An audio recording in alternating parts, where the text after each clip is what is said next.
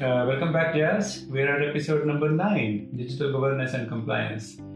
Okay, let's dive in. So, as usual, our first topic is environmental impact of digital transformation. How do compliance regulations influence sustainable digital practices? And I feel like regulations are good way to keep the pressure on the companies that help to upgrade their infrastructure to be more environment friendly. It is definitely good to be enforced such kind of good practices through the authorities using AI powered energy management systems, set up high efficiency servers, track carbon emissions, and many more environment friendly outcome of businesses is good to track and report to authorities. It keeps companies in lines and also stay intact in the competition and towards helping for sustainability goals.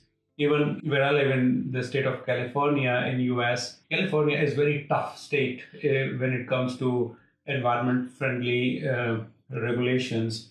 There are many vehicles that we cannot register here in California. It is possible to do it in other states of US, but like California has very strong emission laws. So, and that is another reason the environment is pretty friendly here. That it's good to live in kind of a best environment, best climate in the country. On the other side, I believe like since data centers are heavy on carbon emission, it's good to have some regulations in place about large scale consumption of carbon energy. According to Morgan Stanley, the global data center industry is projected to emit approximately 2.5 billion metric tons of carbon dioxide by 2030. So it's definitely needed at scale of such authorities to pitch in and define some rules to save the planet. Especially European Union and United States authorities have set baselines for sustainable practices with certain rules and protocols, which is why large companies are committing to it. These days, I'm seeing like many companies and leadership are talking about sustainability. There is an annual event COP that happens just about climate, just about sustainability and renewable energy. There are business units are being created by large companies to just focus on initiatives around energy, sustainability, environment friendly, renewable, and to tap into this market. It's a great opportunity as well as the great goal to have. Moreover, companies' internal governance on digital practices should be implemented regardless of the regulations or not. But again, internal governance definitely helps to have that habit implemented even at the staff level, at the teams level. Little bit like initiatives from an individual purpose helps big time at scale when it comes to like mass enforcement of such rules even within the organization helps at scale at a bigger level. And definitely like under CEOs reporting structure, CDOs and CIOs can very well own it, and like leadership have to take accountability of it. It's not just benefit for the company, it's not just benefit for the region or state, it is good for humanity in the long run. So having regulations in place and companies comply to that is a great sustainable digital practice as such. What do you think? Yeah, I mean, you talk about COP, right? I think COP was a little bit controversial last year. I don't know. There seems to be some, um, it's like a both good and bad things coming out from it. I mean, I'm curious to hear from your thoughts as far as to how effective last year's COP was, in your opinion. Because now I see like there seems to be a bit of a division now when it comes to talking about environmental and sustainability impact.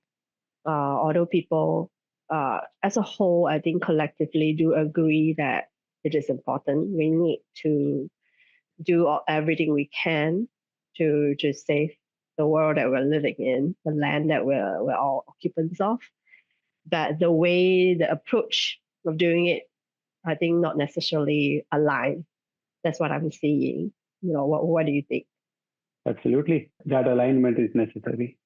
Yeah. Hmm. Hmm. Yeah, because I mean, I agree that in general, we don't have governance. Governance is the start of everything, because without governance, people create their own rules, which may or may not be for the greater good. It definitely can lead to waste if there's no monitoring in place, and there's like a lack of push in general for energy efficiencies and consumption, especially in terms of the data centers that we're now talking a lot about, the power plants, and all the way to how you properly dispose of hardware coming out from the data centers, which can cause toxic waste. And of course, the abuse of rare minerals in certain states, that's needed for microchips used to power the processors, the data centers, especially now with digital acceleration. It actually costs a lot of regeneration of these very protected areas that we all want to protect, and these are all mineral rich areas that we want to protect. So then in the longer term, what does that mean? Is there like a governance in place for sustainable harvesting of the rare minerals? What kind of guardrails do we have in place, and how far a step are the various organizations willing to take, working in collaboration with the local regulatory authorities as well as the citizens occupying those lands to protect these areas? I mean, it goes down to the commitment at the decision maker level. Like how far are they willing to make those hard decisions, even going against the flow, going against the trend, if needed. It's not an easy decision, I have to admit, to do what is right sometimes, as we have all been in big corporates where we witness for ourselves whether certain things are done right or wrong. Sometimes it goes beyond our control. But I do fundamentally agree that there should be governance. It's just maybe the way the nitty-gritty processes, underlying processes, the way they want to implement those processes and the rules, that could be a little bit more flexibility to make sure that you can accommodate different types of needs and priorities in each organization and each country. So that's kind of what I think. Yeah, so I always feel like when it comes to rules, when it comes to convenience, I mostly feel like we prefer convenience. So when it gets to that point, means like we start going against good versus what we want things, right? So having regulations. I mean, imagine the traffic, for example, like you drive on the highway, and we tend to speed up when we are having fun, good times with friends, going a long drive, but we we start speeding up, right? So unless or until we are afraid, okay, cops may catch us, so we just don't stop, right? So these are the rules I think are very useful, and tough rules, and that's going to be the next topic also. Like, okay, what happens if you don't comply, right? So that's why let's talk about financial aspect of it. Like, and the question for the next pillar is, what are the costs associated with non-compliance in digital operations? So when we're talking about regulations and protocols around sustainable practices, GDPR and CCPA are the top examples every time comes up on the non-compliance fines and penalties, and they can go up to like 20 million euros because GDPR came from European Union. So 20 million euros or the 4% of the annual revenue of the company. So it can calculate into millions or billions of dollars to penalties like non-compliance on the data privacy laws. So again, talking about regulatory practices here. So the cost association or the fines are very high in such case. And that comes even later, but even before that, contesting for the lawsuits and disputes for data privacy in compliance is huge too, because people always keep complaining about the privacy issues. And I have also have seen people keep asking about their information to report whatever personal information we have stored that belongs to them. We have to report all that. We have to have internal processes to answer such questions and inquiries, to share private information. And having any loopholes or loose connections within that personal data of customers can lead towards big disputes, eventually to big fines and penalties. So the cost involved in the end for losing the compliance battle is high, but even maintaining the processes for compliance is also not less, right? So it's an expensive practice, but still cheaper than paying big fines and penalties. On the other side, it's not just financial loss, it's also brand loss and reputation problems. I picked up this example last couple of episodes also, like CrowdStrike. They had to issue discounts to their customers to just retain them, because they had created big problems. And even though the issue was small, but the impact was very high. This is not really a compliance example, but the perfect example for a mistake. Mistake could be related to compliance or operational, but again, recovery is always more expensive than maintaining a good practice. So another example for CrowdStrike is like a Delta airline sued CrowdStrike for the big loss that they had to face because of the problem. And actually, company paid multi-million dollars to sort this out. And there is a stock impact also, like they had to lose in value. So loss in revenue, losing customers, not just losing customers, but loss of new opportunities, because people or the new prospects lose confidence in such big companies, right? So the cost of incompliance to good practices is huge. So, and data protection laws are very tight these days. So companies really have to have good practices in place, good data privacy, data intelligence, and data protection. Have to be very careful about it, because these days companies are global. Internet have made market very small. So, and every regional laws are strict. Like doing business in China have very complicated regulations. India have some other special laws also to comply with. Having a little mistake here and there can again make businesses step back multi-million dollars. And even if there is an audit happens, like externally or even internally, it costs effort, it costs time, it costs money. So prevention is better than cure, I would say. So having good practice in place, comply to it, stick to good practices, that involves a lot of money, but still much cheaper than paying huge amount in fines and penalties. What about you? For sure, for sure.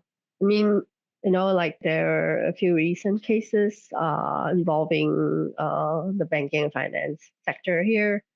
I think one, you probably would have read it yourself, making the news around the world.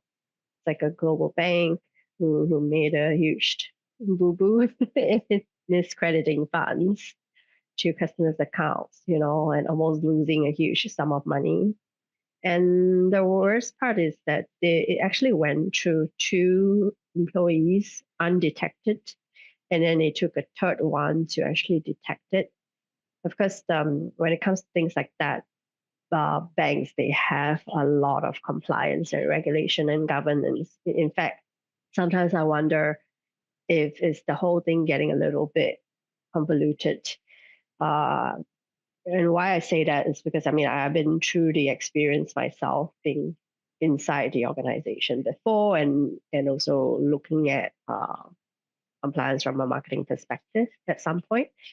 The rules are so rigid, and they have almost monthly all the way to quarterly audits internally just to make sure that everybody is compliant. So this sounds really good in theory, as if you've got all your bases covered. Nothing should go wrong, right? But the truth is, when they are so obsessed, overly obsessed, it becomes very focused and very fixed criteria. They focus on specific lists. It's almost like a checkbox exercise.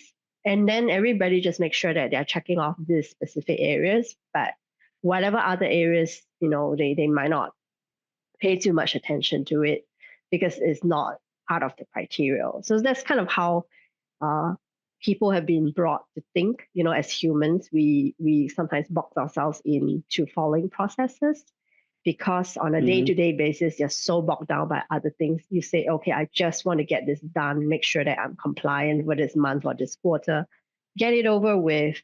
But if something else, kind of like an outlier or something that happens by mistake, you might not even pick it up because you're so focused on just this, getting this done and getting this right and sign off to cover your base. So that's where I think sometimes it becomes overly convoluted.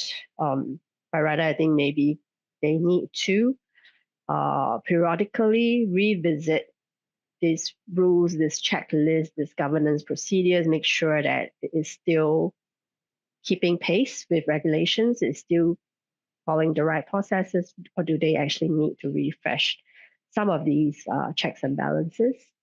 And also really consider using automation to support where there are proneness to human errors. It is disturbing if we're relying purely on a pair of human eyes to look without some sort of checks as well at an additional automation level, because that's where RPA comes in, that's where AI comes in. This is where AI is not the enemy. AI is actually here to help, to make it more efficient, so that you're not just looking through tons of paperwork manually at the back end. And then of course, another example is really the lack of proper communication by another financial company, where they stopped withdrawals all of a sudden, and customers started panicking because they thought that their money is just gone, or the bank ran out of money. That's the worst thing that can happen. So, and money is such a sensitive thing. It's people's livelihood all in there, right? So then things like that, it really damage your reputation and damage your credibility, the trust that people have fundamentally with you as a bank, as an organization. And that kind of reputational loss comes at a much larger cost than any fines that you can sometimes get from the regulators, because the regulators, okay, they fine you, you get a huge pinch. But then the reputational loss is, it has sustainable effects, like very long-term effects, because then, of course, new customers don't think twice about you, and existing customers as well will start maybe trusting you less, and then just going somewhere else with their business. So it's really important to consistently review the compliance, the process, what you're checking. Don't check for the sake of checking, but make sure that you are also using digital tools in the right way, in a smart way, in an efficient way to help you with your processes. Yeah, so that's my... Yeah, no, that's a great point. Actually, yeah, it reminds me a general practice. We sometimes have to fast track on processes. We have to sometimes rush on doing things, just like having a goal to finish, like some mission critical stuff. So at times we try to skip processes. We try to follow shortcuts. I don't say it's bad to do that, because at times time is at stake. So meeting deadlines are important, and at times also we have seen like we compromise on the compliance matters too. But doesn't mean like when we are done we just leave it as it is and start celebrating meeting deadlines. We can always like recover on those mistakes before damages happen. We can fix things wherever we skipped on any process. We can skip on any documentation or like any compliance related matters. It's not too bad to go back and fix the problems that we created if we had some other priorities at stake to address. It happens. I mean, in many cases, it's been seen that okay, if we have announced a deadline and there is a launch time at stake, and following processes can delay it. I'm not saying like delay the launch, just meet the launch deadline, but fix everything later on before things start getting escalated. And it's still okay to fix things before damages happen. So, because paying penalties, paying damages after they happens are more costlier. So, yeah, this is still okay. And I think you said it right about human errors, about convenience things. So, yeah, so we have to really make sure that one way or the other, we always have to stay compliant. That's critical. Yeah, it's critical. Things can come back and bite later. So better you fix it. Yeah. All right, let's move to the next pillar, operational efficiency. And today's question, in what ways does digital governance streamline organizational processes? It's pretty obvious that when it comes to governance, laws and regulations, we have to have very strict policies, processes, and frameworks in place. For example, GDPR, we just talked about data privacy. So it had to involve very strict processes within the organization. Have to have data officer, have to have data processors, data regulation officers, and data management systems and data sharing regulations, like who to have access to the data. These are just few examples, but again, the point here is like we have to have very strict processes and frameworks in place, and have to have governance on top to make sure everyone follow those processes. It's very critical to the success to stay compliant. And not just having processes in place are enough. The governance party or the team or the department or the group, whatever we call it, have to ensure that those processes and protocols are very clearly communicated across the company based on people's roles and responsibilities, what part of the compliance that they have to take care is required to be communicated super clearly. It's important because like people, our tendency, we make mistakes, right? So, and if I'm not clear like what I have to do on the things, that I can make mistakes. So it's governance responsibility to make sure processes and accountability is very clearly defined. Recently, technologies like AI have made it very simple to help automate policies and find discrepancies around governance, like flagging mistakes, defining rules, reporting performance, and even utilization of the systems available for the staff. There are beautiful reports, and AI can even predict any potential mistake or tag any if mistakes are already happened. So before damages happen, we can go back and fix it. So definitely, these kind of systems should be leveraged across everywhere, and resources utilization to be optimized is necessary here as well. To stay compliant, first of all, we have to have very clearly defined our efficiency, and that connection between like our strengths and weaknesses to comply and staying compliance is important, so that the operational cost for staying compliance is low. On the other side, when it comes to tech stacks are very complicated these days. So deduping services and over subscriptions. Again, that's the previous topic about financial aspect of it. But again, having very complex tech stack can make even operational aspect to complicate as well. So we have to make sure our digital ecosystem is clean and efficient. And it will also help to stay compliant on managing data. And one last thing I would say, the downtime on any digital system is kind of one of most expensive damage. It can make lose customers, lose opportunities like CrowdStrike, for example. So managing systems efficiently is important from digital experience perspective, because customers is the key here, and it by reducing the downtime we can reduce risk of business loss. And also, when systems are intact, the uptime is good. It also ensures they are secure, and we can have less breaches on the security side, because healthy systems, high uptime reflects on the reliability of the digital systems as well. So that's a good example to have well-defined framework around digital ecosystems to operationalize it correctly. What do you think? For sure. I mean, I think you bring up a good point about the multiple tech stack.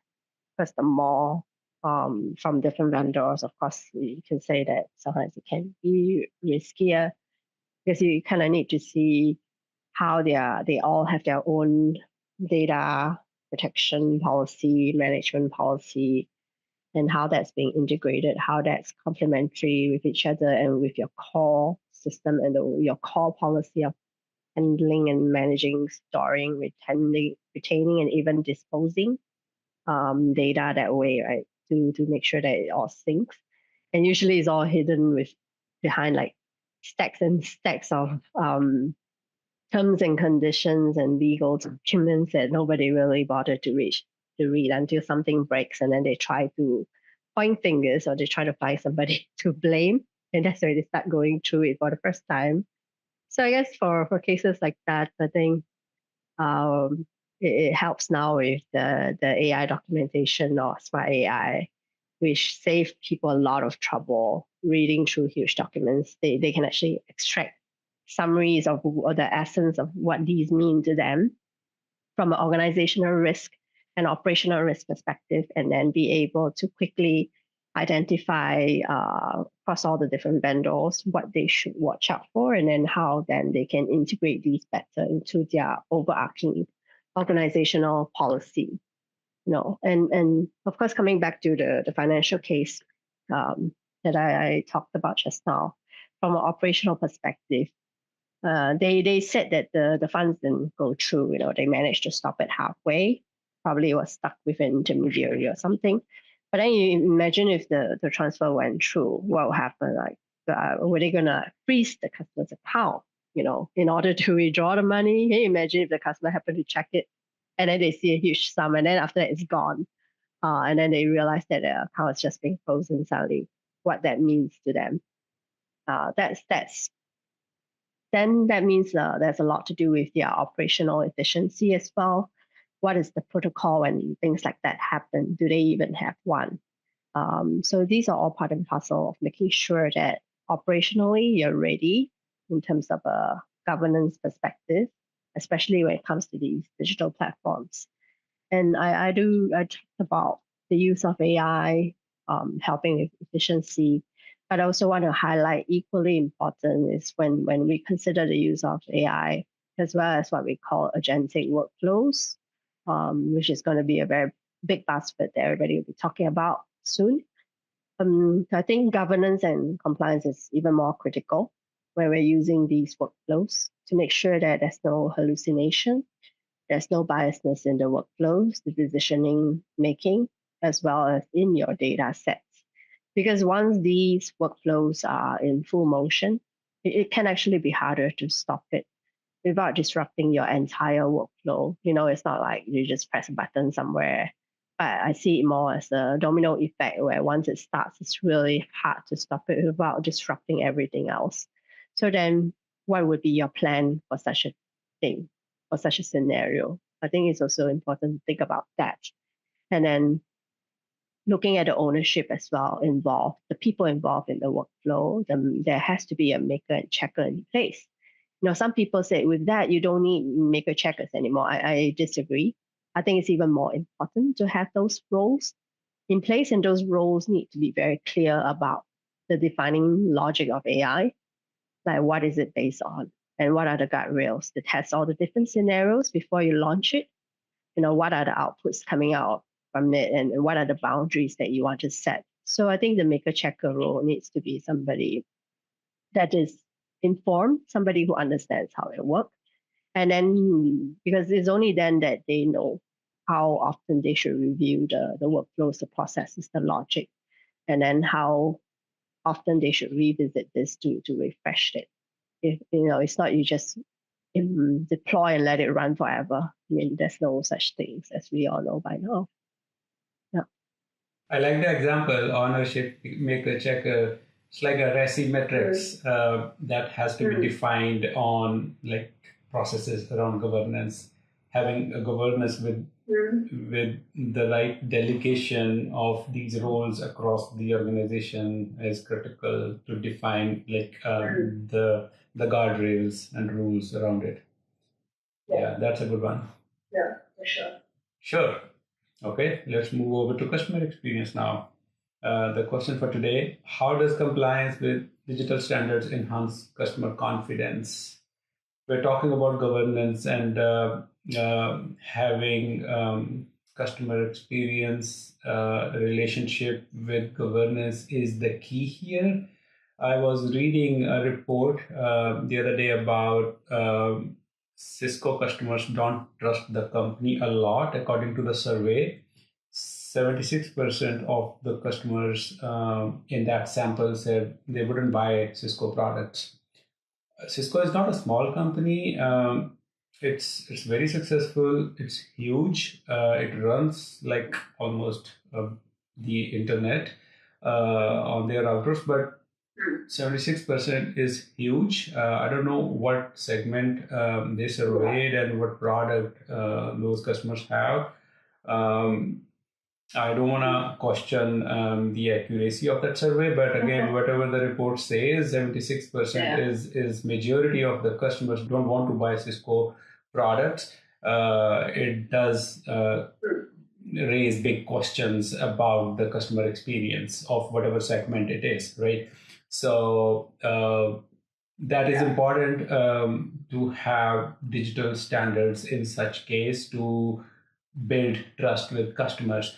Having a GDPR compliance and no issues around GDPR in compliance to have good examples and build customer confidence. Just being compliant is one thing, but having no dispute around data privacy is a good example to showcase as well. Similarly, CCPA, it's about California. As I mentioned, like California is tougher state than others in the United States for the data privacy. ISO standards, and there are some other standard as well to make sure like data is protected and digitally savvy and robust companies that all build trust with customers and partners to do business. So as a customer, if I want to pick to deal with, I don't want to deal with a supplier, vendor, where I have a risk of my financial data, my health related information, or any kind of personal data. If I'm not confident, like if they can protect my data, I don't want to do business with them. Similarly, I would rather say, like most customers would think the same way. We don't want to deal with any business with data risk. We all prefer deal with businesses who can better take care of our information and even in the long run. And like if we deal with banks and we have our financial, and we keep hearing it every now and then. Credit card information is stolen and social security information has been compromised. That's risky. They communicate it well, they address it fine, to at least recover on the customer experience issues. Uh, but again, as I mentioned, prevention is better than cure. So we always have to make sure businesses are proactively taking care of customer information and protecting that well. Um, Robust and reliable operations are implicit expectations. We don't, if any business is promoting their processes are efficient, is not really a USP, because customers are expecting that. If you walk into the restaurant, you are expecting someone will come to you and ask for help, or offer help. So you don't really be pleased with that. It's not a special case anymore. People should offer help when you walk into those restaurants. So yeah, similarly, having a robust processes is like implicit expectations these days. Any outage can affect customer trust and satisfaction. This is important. We talked about this in the previous topic about operational efficiency, uptime, and saving customer data. Having good processes in place is good, but if any single discrepancy is there in the history of company, can raise question mark on the company's data handling policies and processes and reputation, right? So no issues is a good case here. And I was stuck in 3 hours of a customer experience in one of previous episodes: reliable, relevant, and responsive. Responsive was the third R. At that time, I was not recalling. So, what does that mean really? The company's processes are reliable, they never break. The customer experience is relevant. It's not say one shoe fits all policy, right? So businesses are very personalized way designed for the customer, so that it's like specific to customer needs and intent, and responsive. So whenever customer wants, system works, right? So it's and even like when they call in, like customer support works. When they trigger chatbot, it works, and it responds in the expected way. So that's what happened. And it can all happen when internal operations are efficient, when data is managed and connected correctly across the board, and when the systems are working fine. And it is not possible without digital governance, because that's what makes it happen. So yeah, the customer experience is the key, and like compliance with digital standards is a game changer or a deal breaker here. Over to you. Mm. Yeah, I fully agree that there has to be a equal accountability when it comes to customer experience, and having compliance aligned with digital standards to enhance that very experience. Because ultimately, it's all about trust, right? And trust and credibility, and these two are very easily broken. I mean, imagine it's like a relationship. Like one party cheated or did something wrong to break the trust. So then after that, it's so much harder to patch back and go back to the original state before that trust was broken. Because it's really hard. What you do, right, is more than what you say. It's really what you do and how you act and how you manage that customer relationship, and protect that trust and credibility between you and the customer. And such compliance is not meant to be like probably like inconvenient, but it's also not meant to be totally convenient in that sense. It might be very inconvenient for some people at the onset, especially when you need to do the usual know your customer, anti-money laundering checks, just to make sure that it is the right customer for the regulations to be compliant. But I think, of course, all of these processes can be managed more seamlessly from point to point from a customer experience perspective. They just need to understand the protocols and why these protocols are important to secure, protect their privacy, protect their account information, and to help them understand why these are needed.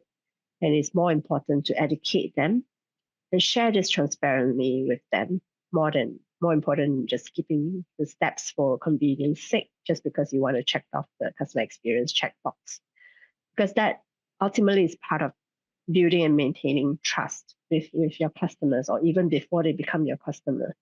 Because imagine like if you are just sloppy in handling the account setup, to me, I would personally also question the credibility of the provider. Like, how can it be that easy? Is there something wrong? Like, is there a catch to it? So then if we go back to just now the scenario of the financial services provider with the miscrediting, likewise, like how would the customer feel from there, right? Like, is my money really safe? Like, if you really give me a bunch of money all of a sudden, like, where's that money coming from? Like, is my account being hacked? Am I being used to help launder money or something? That's the worst case scenario. So all the things that will easily break your trust, and also break your credibility. So for sure, we need to make sure that there is compliance alignment with digitalization. Yeah. Providing good customer experience is deemed expected. It's not a selling point anymore. So the competition is tough and customers are ready to move on. It doesn't really a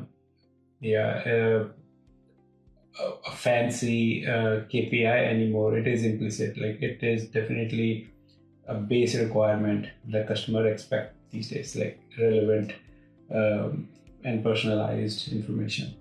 And responsiveness is the key here as well. Yeah. Great. And for sure. Right. That wraps our today's episode. Jazz, thank you very much. Great insights, very useful conversation, and I believe it will be helpful to listeners. Thank you very much. We'll talk soon. Thanks, Ed.